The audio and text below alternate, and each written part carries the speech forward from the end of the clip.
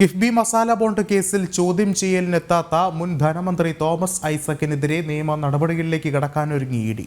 നടപടികൾ നിയമവിദഗ്ധരുമായി ചർച്ച ചെയ്യും. ഇതിനിടെ തോമസ് ഐസക്കിന് വീണ്ടും ഇ.ഡി. സമൻസ് അയക്കും. സമൻസ് നൽകുന്നതിൽ തടസ്സമില്ലെന്ന നിയമോപദേശം ലഭിച്ചിരുന്നു.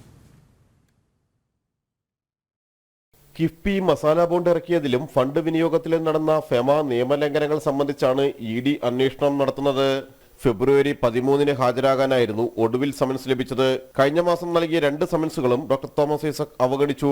കഴിഞ്ഞ 1.5 വർഷത്തിനിടെ കേസിൽ ചോദ്യം ചെയ്യാനുള്ള നീക്കങ്ങളിൽ നിന്നെല്ലാം തോമസ് ഐസക് ഒഴിഞ്ഞു മാറുകയായിരുന്നു. സമൻസ് അയക്കാനുള്ള നിയമാധികാരമാണ് തോമസ് ഐസക് ചോദ്യം ചെയ്യുന്നത്. ഇ.ഡി. സമൻസിന്റെ സമയപരിധി നീട്ടണമെന്ന ഐസക്കിന്റെ ആവശ്യം ഹൈക്കോടതി അനുവദിച്ചിട്ടില്ല. 4 തവണ സമൻസ് അയച്ചിട്ടും ഹാജരായില്ലല്ലോ എന്ന് കോടതിയും ചോദിച്ചിരുന്നു.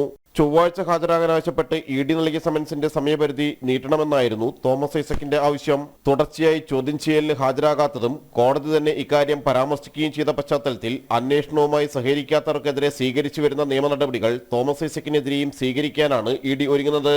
വീണ്ടും സമൻസ് അയക്കുന്നതിലും നിയമ തടസ്സങ്ങളില്ല. നിയമവിദഗ്ധരുമായി കൂടിയാലോചിച്ച് തുടർ നടപടികൾ സ്വീകരിക്കും. മസാല ബോണ്ട് ഇറക്കിയത് കൂട്ടായ തീരുമാനമാണെന്നാണ് തോമസ് ഐസക്കിന്റെ വാദം. ഇതുമായി ബന്ധപ്പെട്ട ഹർജി വെള്ളിയാഴ്ച കോടതി വീണ്ടും പരിഗണിക്കും. ജനം, കൊച്ചി.